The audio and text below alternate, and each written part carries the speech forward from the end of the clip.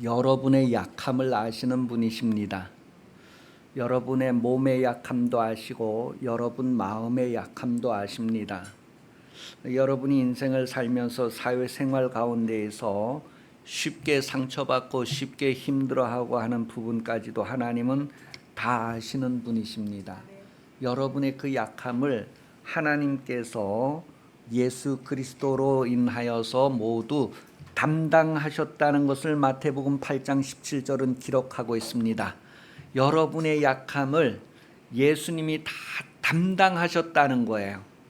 그러니 여러분, 이것이 믿어지기를 기도하시기 바랍니다. 그래서 여러분의 어떤 성격이라든가 마음의 어떤 약점 이런 것 때문에 내가 쉽게 상처받고 쉽게 힘들어하고 쉽게 포기하고 나의 어떤 그런 약함, 부족한 부분을 예수님이 다 담당하셨다는 것을 믿으시면 이제부터는 여러분이 선택하는 것입니다. 나는 약하지 않다, 약하다 둘 중에 선택할 수가 있습니다. 여러분의 약점을 예수님이 다 담당했다는 것을 정말 믿는다면 믿는 그 다음부터는 내가 선택할 수 있습니다. 그 약함을 내가 도로 찾아와서 계속 약하든지 아니면 이제 나는 예수님 때문에 강함을 선택하든지 여러분 예수님이 여러분의 연약함을 다 담당하셨다는 말씀, 이러한 말씀들이 여러분에게 새롭게 받아들여져서 여러분이 이 말씀을 완전히 아멘하고 영접해서 새로운 것을 선택하는 그리고 새로운 결과들을 만들어가는 여러분들의 삶이 되시기를 예수님 이름으로 축복합니다. 히브리서 4장 15절에도 하나님은 여러분의 약함을 동정하지 못하실 뿐이 아니라 동정을 충분히 하신다는 거예요. 그러니 여러분, 사람에게 여러분들이 의탁하는 것이 아니라 하나님께 의탁해서 하나님 내 약점 아시지요? 내 약함을 아시지요? 하나님 내가 약한 만큼 하나님의 능력으로 채워주세요. 그것을 정말 믿음으로 기도하면서 여러분이 세상에 나가서 누구와 경쟁할 때에 저 사람은 나보다 훨씬 잘하는 사람, 능력이 많은 사람, 그런 그 지식에 붙들리지 말고 그런 지식에서 완전히 자유하고 하나님께서 내 약함을 아시고 하나님께서 내 모든 것들을 동정해 주시는 분이시다. 그 하나님의 동정함이 여러분에게 충분해서 이제 똑같은 상황에서 시작한다는 마음을 가지고 여러분들의 삶을 다시 한번 바라볼 수 있기를 예수님 이름으로 축복합니다. 많은 것이 달라질 거예요. 우리가 예전에는 그렇게 생각하지 않으냐고 그렇게 살지 않았다 할지라도 이제는 예수님을 아는 지식 가운데서 내가 새롭게 보고 새롭게 선택함으로 내 삶이 얼마나 달라지는가를 경험하고 누리는 생활 되시기를 예수님 이름으로 축복합니다. 로마서 8장 26절은 하나님께서는 성령으로 여러분의 연약함을 도우시는 분이시다라고 기록을 하고 있어요. 그러니 여러분, 도움을 전혀 못 받는 사람들과 함께 나가서 시작한다 했을 때 여러분은 돕는 분이 있다는 것이 얼마나 위로가 됩니까? 그러니 여러분이 평소에 알고 있던 나보다 저분은 훨씬 잘해, 훨씬 능력이 많아, 이런 지식을 다 내려놓고 하나님이 나를 도우신다고 하는 그런 믿음과 함께 다시 한번 새로운 삶을 선택하고 그 결과를 누리는 생활 되시기를 예수님 이름으로 축복합니다. 오늘 본문을 보면 엘리야가 갈멜산에서 바알과 아세라 선지자 850명과 이제 그 번제단에 번제를 태우는 것으로 대결을 한 이후의 내용을 기록을 하고 있습니다. 그리고 이제 그 갈멜산에서 불이 내려서 그 모든 재물을 다 태운 후에 이제 그 엘리야가 아합 왕에게 왕이여 이제 비가 내릴 것입니다. 그렇게 얘기하면서 빨리 왕궁으로 돌아가세요. 그렇게 하는데 이 엘리야가 비가 내리기를 간절하게 기도하는 모습을 성경은 기록을 하고 있습니다. 18장 40절에서 46절까지의 내용을 보면 열왕기상 18장 40절에서 46절까지의 내용을 보면 이 엘리야가 비 오기를 위해서 간절히 기도했다는 것을 우리에게 보여줍니다. 엘리야가 간절히 기도해서 하나님께서 비를 내리신 것이 아니라 엘리야가 7번이나 정말 얼굴을 무릎 사이에 내려서 기도해가지고 그 간절한 기도에 하나님께서 비를 내리게 하신 것이 아니라 하나님께서 비를 내려주시겠다고 하는 말씀을 이미 먼저 하셨어요. 내가 이제 비를 내려주겠다. 그러니 너는 나에게 기도해라. 그렇게 말씀하셨어요. 그러니 엘리야가 기도하는 것은 뭐예요? 하나님이 나에게 주신 말씀대로 이루어지기를 간절히 기도한 거예요. 그런데 그것을 기도하는데 아무런 표시도 없고 아무런 증거도 없어요. 그러나 하나님이 나에게 하신 그 말씀이 그대로 이루어지기를 기도하는 그런 모습을 엘리야를 통하여서 우리에게 보여주고 있습니다. 마지막 7번째 그 하인이 높은 산에 올라가서 멀리 하늘을 바라보니까 저 멀리에서 사람의 손바닥만 한 구름이 떠오른 것을 보고 엘리야는 벌써 거기에서 하나님이 이제 비를 내리신다는 것을 확신해서 왕에게 이제부터 비가 올 것입니다. 그런 내용을 충분하게 전달할 수 있었어요. 그러니 여러분에게 하나님의 말씀이 먼저 주어진다면 여러분의 삶 가운데에서 조그만한 가능성만 딱 보여도 하나님께서 일하시는구나 하는 확신을 가질 때에 겨자씨만한 증거도 엄청난 결과를 나타낸다는 것을 성경은 우리에게 확신을 해주고 있어요. 그러니 이런 믿음이 여러분들에게 있어지기를, 이런 믿음의 역사가 여러분 삶에 나타나기를 구하시기를 예수님 이름으로 축복합니다. 그러니 무엇을 사모하는 것보다도 하나님이 나에게 하시는 말씀 사모하는 데 더 집중하라고 성경은 말합니다. 어린아이가 어머니의 젖을 소유하려고 하는 것처럼 여러분은 하나님의 말씀을 정말 소유하려고 하십시오. 그 말씀을 가졌다면 여러분이 손바닥만 한 구름 가운데에서도 3년 6개월 만에 억수로 비가 많이 오는 것들에 대한 그런 믿음이 생겨나게 된다는 것, 그 결과들을 누릴 수 있다는 것을 성경을 말해주고 있습니다. 엘리야는 하나님의 말씀을 받아서 그 말씀이 그대로 이루어지기를 기도했다는 거예요. 열왕기상 18장 1절에 보면 많은 날이 지나고 제3년에 여호와의 말씀이 엘리야에게 임하여 이르시되 너는 가서 아합에게 보이라 내가 비를 지면에 내리리라. 이제 3년이 지나서 하나님께서 비를 내린다고 하는 말씀을 이 엘리야에게 주셨단 말이에요. 그러니 그 말씀대로 비가 내리기를 위해서 기도했어요.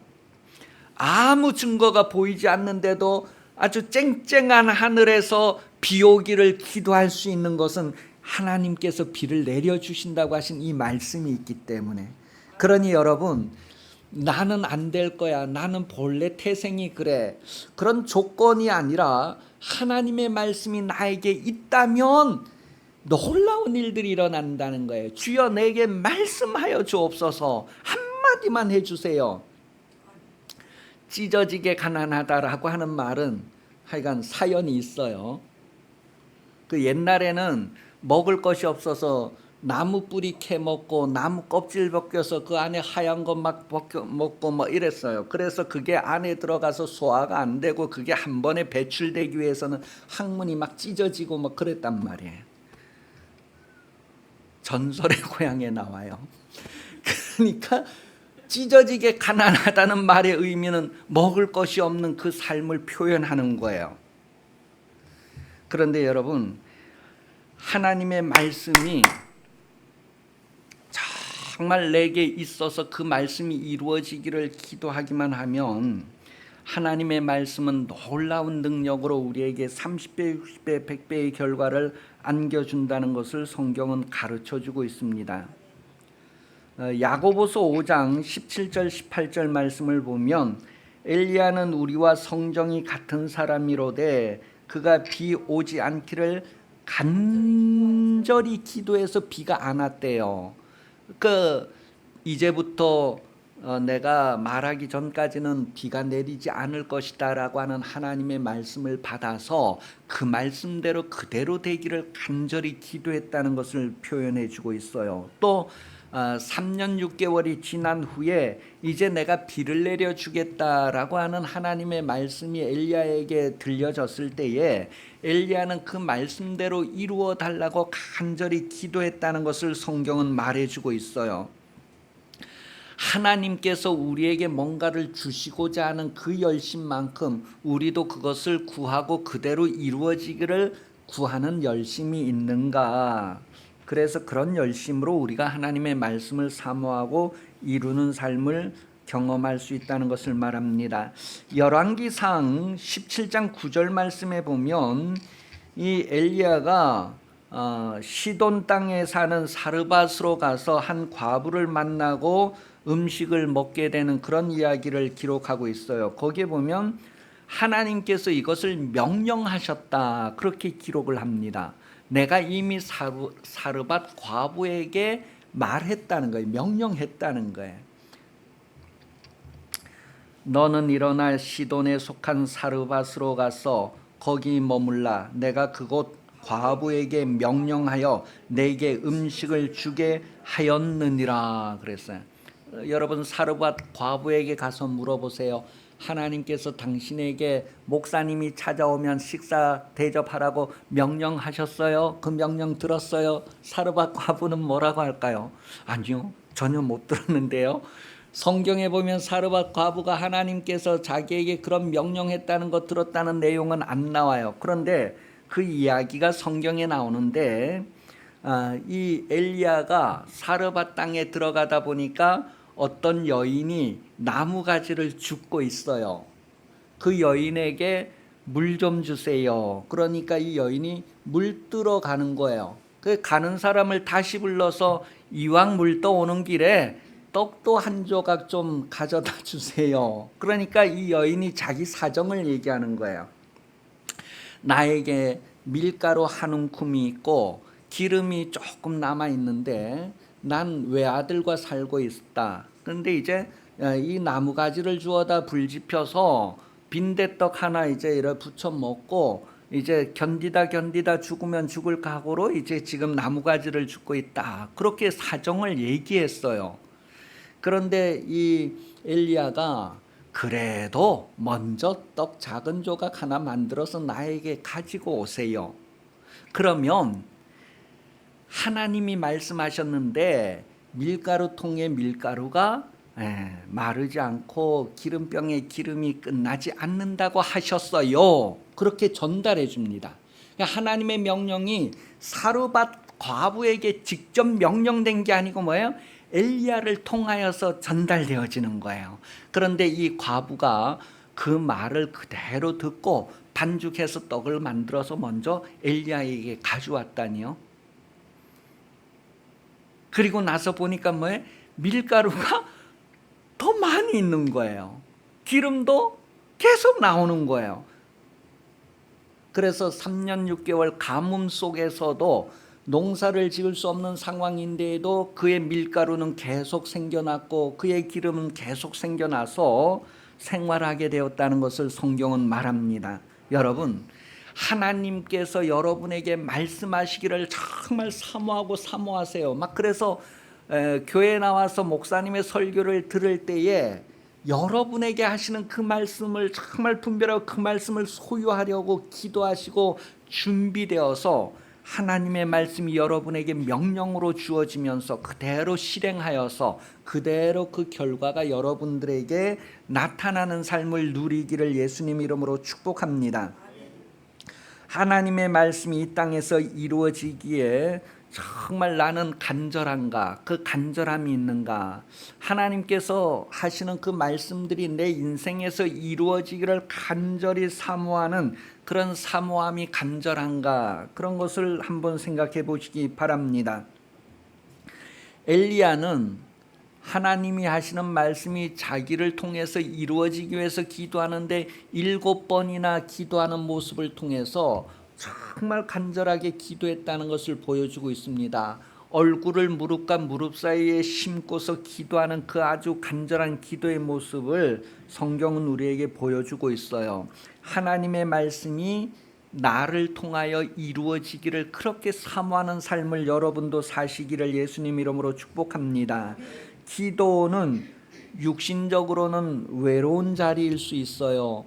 비 오기를 위해서 기도하는데 아무도 같이 기도 안 하고 오직 엘리야가 혼자 외롭게 그렇게 기도하는 모습을 상상해 보시기 바랍니다. 마태복음 26장 40절에 보면 예수님도 중요한 일 때문에 기도하실 때 제자들이 좀 같이 기도했으면 하는 마음으로 나와 함께 깨어 있어라 그렇게 요청했지만 제자들이 다 잠들어 자고 예수님 혼자 그렇게 기도하는 모습, 그것도 막 3번씩이나 그렇게 혼자 기도하는 모습을 성경은 우리에게 보여주고 있어요. 여러분도 교회 와서 기도할 때 어쩌면 새벽에도 혼자 기도할 때가 있고 밤중에 혼자 기도할 때가 있고 낮에도 혼자 기도할 때가 있고 수시로 여러분 혼자 기도하는 것, 아무도 보는 사람도 없고 알아주는 사람도 없고 내가 이렇게 기도해서 뭔 소용이 있나 그런 마음이 들 정도로 기도는 외로울 수가 있어요. 그러나 하나님께서 우리를 통하여 이루고자 하시는 그 말씀들이 이루어지기를 정말 내가 사모함이 있는가 그랬을 때에 기도함으로 말미암아 그런 말씀들이 이루어지는 내용을 성경은 기록하고 있습니다. 여러분 삶에 있어서도 정말 하나님의 말씀이 이루어지기를 사모함이 외로움을 이기고 그렇게 지속할 수 있을 정도로 사모하고 그 말씀들을 이루고자 하는 그런 간절함이 있기를 예수님 이름으로 축복합니다. 북이스라엘의 왕 아합이 이 갈멜산에서 있었던 일, 그리고 특별히 그 기손 시냇가에 가서 바알과 아세라의 선지자 850명의 그 죽음 당한 일들을 왕비 이사벨에게 다 말을 해 주었어요. 그러니까 이 왕비는요, 그 당시에 그 두로와 시돈이라고 하는 페니키아 지역의 그 페니키아 왕의 딸인데 이제 이 아합과 결혼을 한 거예요. 이 페니키아를 우리나라로 말하면 저기 압록강 부분에 있는 데가 바로 두로와 시돈 지역이에요. 그러니까 그 압록강 쪽에 그 지중해 강변 쪽에 있는 그 땅 그 부분을 페니키아 지역이라고 하는데 그 페니키아 지역에 두로와 시돈이 있는 거예요. 그래서 이 페니키아 왕의 딸이 이제 그 북이스라엘의 아합 왕과 결혼을 한 거예요. 그런데 이 이세벨이 바알 신을 이스라엘에 가지고 들어와서 이스라엘이 다 바알을 섬기도록 하는 아주 그런 안 좋은 모습을 성경은 우리에게 보여주고 있어요. 이스라엘 백성들이 하나님을 섬기는 데에서 돌이키도록 만들어버린 그런 장본인이란 말이에요. 이 아합 왕이 갈멜산에서 있었던 이야기를 이제 왕비에게 다 전달하니까 이 왕비가 뭐예요? 자기가 섬기고 있는 바알의 선지자 850명을 죽였다는 거에 대해서 분을 쏟아내는 거예요. 그래서 엘리야에게 사자를 보내서 내가 내일 이 시간대까지, 내일 이때쯤까지 너를 반드시 내 편 850명이 죽은 것 같이 너도 그와 같이 만들어버리겠다. 그렇게 경고를 했어요. 이게 말로만 그냥 경고가 아니고 정말 그렇게 될 것 같은 것을 엘리야가 느꼈어요. 그래서 바로 도망을 갔어요. 어디로 도망을 갔어요?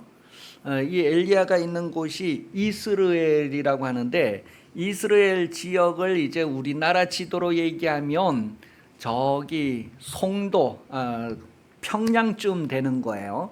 평양쯤 되는 곳에서 어디로 도망을 갔나 그러면 저기 우리나라 끝부분까지 도망을 온 거예요. 그 이스라엘 땅을 얘기할 때 사울 왕 시대, 다윗 왕 시대 이스라엘 경계를 얘기할 때 북쪽은 어디라고 얘기해요? 어디에서부터 어디에까지? 저 북쪽에 헬몬산이 있는데 그 헬몬산 밑에가 단이라는 데가 있어요. 단. 그래서 단에서부터 저 남쪽엔 어디까지요? 부엘세바까지라 그래요. 부엘세바가 이제 애굽에서 이렇게 올라와서 그 이스라엘 지역하고 경계 지역을 이제 경계 지역에 있는 것이 부엘세바예요. 그래서 이스라엘 그 통일 영토를 얘기할 때 단에서부터 부엘세바까지 그런 표현인데, 이 엘리야가 저기 평양쯤 있다가 어디로 도망을 갔어요? 목포쯤 도망을 간 거예요. 그 거리를 이제 420km라고 하는데 420km가 실제로는 대전에서 대구 정도 거리예요. 근데 이제 그게 이스라엘 땅에서 이렇게 볼 때는 이스라엘 나라 저 북쪽 지역에서 이 남쪽 끝에까지 도망을 왔다는 거예요. 왜 도망을 갔을까요? 살고 싶어서 도망갔습니다. 죽인다고 하니까 살고 싶어서 도망을 갔어요. 이 엘리야가 살고 싶어서 그렇게 도망을 가는데, 사람은 누구나 다 살고 싶어 하잖아요.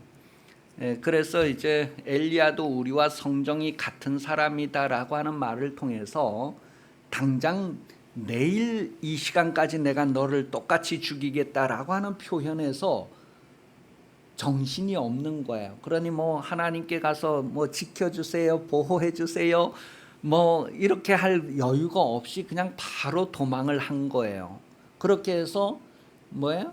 저 부엘세바, 이스라엘의 맨 남쪽의 경계 지역까지 도망을 가서 거기 가서 숨어서 있게 되는 거예요. 그러니 구약 성경에서 최고의 선지자라고 말하는 엘리야 선지자도 죽음이라고 하는 거에 위급한 일을 당했을 때는 우리하고 똑같이, 우리도 왜 갑자기 급한 일을 생겨버리면 뭐 목사님에게 전화하고 뭐 이러는 것보다도 어디부터 전화해요? 119 그렇게 해서 응급실 먼저 가고 하는 거가 뭐예요? 우리하고 똑같은 수준의 엘리야도 기도했더니 그 기도가 이루어졌다라는 것을 성경은 말해줘요. 그러니 저와 여러분이 무엇을 기도해도 그 정도는 된다는 거예요. 그러니 엘리야 선지자 와 해갖고 막 그 엘리야를 높게 생각할 필요도 없고 엄청난 사람으로 생각할 필요도 없고 나하고 똑같은 수준이다. 그런 것을 성경은 우리에게 말해줍니다. 하나님 앞에서 인간은 누구나 다 똑같습니다. 각각 하나님을 받아들이는 차이일 뿐이지 하나님은 똑같아요. 잘생긴 사람, 못생긴 사람, 머리 긴 사람, 짧은 사람 구분하지 않고 하나님이 보실 때 인간은 다 똑같이 바라보시고 똑같이 인정하시는 거예요. 그러나 각 사람이 하나님을 어떻게 받아들이는가의 차이가 나는 거예요. 여러분, 말씀을 영접하고 예수를 영접하는 각각은 하나님과의 관계입니다. 여러분이 예수 믿는 것, 여러분이 예수를 영접하는 것, 그것은 다 하나님과 그 사람과의 각각, 하나님과 그 사람과의 둘만의 관계지 다른 사람들하고는 아무 관계가 없어요. 그러니 여러분, 목사도 친구도 아무도 알 수 없는 그 하나님과 그 사람만의 관계입니다. 그래서 각각이고 각각 하나님 앞에 나아가게 됩니다. 여러분, 이후에 우리가 다 각각 하나님 앞에 나아가요. 그런데 이 각각 하나님 앞에 나아가는 것을요, 하나님께서 친히 여러분들을 각각 이끄시고 인도하신다는 것을 성경은 말하고 있습니다.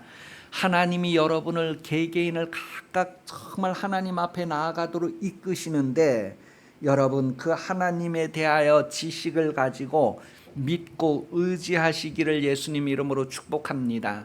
여러분이 알아서 내비게이션 보고 찾아가는 것이 아니라 하나님께서 친히 여러분을 하나님 앞으로 인도하신대요. 어떤 수준?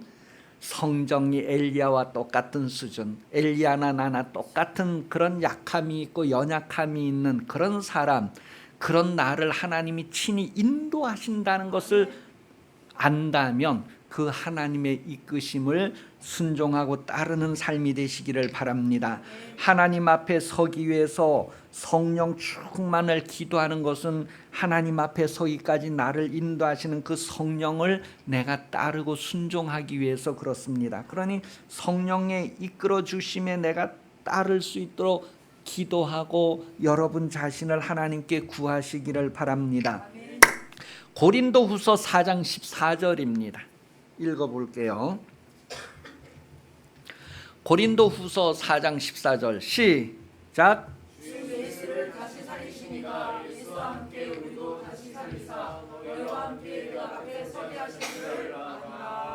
하나님께서 그 아들을 살리신 것처럼 여러분도 하나님께서 그 하나님 앞에 서도록 친히 이끄신다는 것을 표현을 했어요.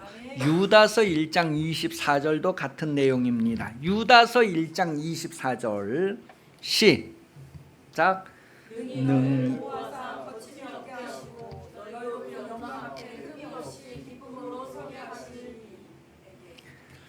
그러니 여기 능이버섯을 얘기하는 것이 아니고 하나님의 능력을 얘기하는 것입니다. 하나님은요, 여러분을 보호하시고 거침이 없게 하시고 여러분을 하나님의 그 영광 앞에 흠이 없이 서게 하실 수 있는 능력이 있으신 분이라는 거예요. 그 능력으로 여러분을 이끌고 계신다는 거예요. 그러니 걱정 근심할 필요 없고 정말 나를 이끄시는 하나님 앞에 여러분을 맡길 수 있는 삶이 되시기를 바랍니다. 하나님은 살기 위하여 도망가 있는 엘리야에게 누구를 보내셨어요? 천사를 보내어서 그의 연약한 중에 있는 모습을 어루만져 주시고 특별히 대한민국 산인 숯불에 구워서 떡을 준비하시고 물도 한 병 준비하시고. 여러분, 이 엘리야가 천사를 봤어요? 못 봤어요? 못 봤어요. 엘리야가 그냥 지쳐서 뭐 이런데 뭐가 잠이 깬 거예요. 깨서 보니까 숯불에 구운, 엘리야가 숯불에 구웠는지 뭐 가스레인지에 구웠는지 알까요 모를까요? 그런데 하여간 떡과 물이 옆에 있어서 그걸 먹고 또 잠드는 거예요. 그런데 하나님이 또 성경 보면 천사가 그렇게 했다 그랬어요. 그럼 천사가 숯불 장작 패 가지고 숯불 만들어 갖고 거기에서 빵 굽고 뭐 천사가 다 그랬을까요? 천사가 이렇게 한다는, 하나님께서 어떤 사람을 통해서 하셨던지 그게 중요한 것이 아니라 하나님께서 친히 이렇게 연약한 엘리야에게 먹을 것 마실 것을 주셨다는 것을 우리에게 말해주는 것처럼 우리가 연약하고 우리가 이렇게 힘들어할 때에도 하나님이 우리에게 먹을 것 마실 것 주시는 분이라는 것, 엘리야와 나도 똑같은 수준 주신다는. 그런데 하나님이 부리는 천사를 성경은 소개하지만 그것이 어떤 사람을 통해서 우리의 이웃을 통할 수도 있고 내가 아는 사람 모르는 사람을 통해서 그렇게 하실 수도 있고 하나님의 방법으로 우리에게 먹을 것 마실 것 주신다는 것을 성경은 말해주고 있는 거예요. 그리고 그가 가야 할 길을 충분히 갈 수 있도록 계속해서 이끄시는 그런 하나님을 성경은 우리에게 말해줍니다. 열왕기상 19장 5절에서 8절 내용을 보면 로뎀 나무 아래 누워 자더니 천사가 그를 어루만지며 그에게 이르되 일어나서 먹으라 하는지라. 본즉 머리맛 숯불 군 떡과 한 병 물이 있더라. 이에 먹고 마시고 다시 누웠더니 여호와의 천사가 또 다시 와서 어루만지며 이르되 일어나 먹으라. 내가 갈 길을 다 가지 못할까 하노라 하는지라. 이에 일어나 먹고 마시고 그 음식물의 힘을 의지하여 40주 40야를 가서 하나님의 산 호렙에 이르니라. 한 끼 먹고 40일 지내면 얼마나 좋겠어요. 여러분, 여기에서 한 끼 먹고 40일 지냈다는 말이 우리에게는 좀 실감이 안 되는 내용이잖아요. 그리고 이제 그 엘리야가 천사가 와서 뭐 자기를 만지고 뭐 이거 숯불로 구운 겁니다 하고 드리고 뭐 이랬으면 엘리야가 뭐라고 했을까요? 아이고 천사님 고마워요 뭐 이런 대화가 있었을 텐데 그런 대화가 없다는 것은 분명히 그가 먹고 마셨는데 그 일들은 하나님께서 그 부리시는 사자를 통해서 그와 같은 일을 하셨다는, 하나님이 먹을 것 마실 것 주시는 분이라는 거가 중요한 거예요. 그 방법은 하나님의 방법이었다는 것을 말해요. 그러니 사람을 통하여서 먹게 하시든지 기적을 통해서 먹게 하시든지 간에 하여간 하나님은 우리에게 먹을 것 마실 것 주시는 분. 그리고 40일을 저 호렙산을 향하여서 가는 동안에 그가 기력이 쇠하지 않도록 하시는, 공급하시는 하나님이라는 것을 우리에게 말해주고 있는 거예요. 여러분의 인생이 살아가는데 필요한 것 하나님이 주신다는 것을 알라는 거예요. 이것을 알고 그 하나님을 의지하라는 것을 성경은 말합니다. 다니엘도요, 환상을 볼 때에 육신에 피곤하여 잠들게 되고 천사가 어루만져서 깨우면서 막 그러는 가운데에서 이제 그 환상을 해석해서 알게 되고 뭐 그런 내용이 다니엘서 8장 18절에서 20절까지 보면 나와요. 한번 확인해 볼게요. 다니엘서 8장 18절에서 20절. 잠이 오는 사람은 크게 읽어요. 시작.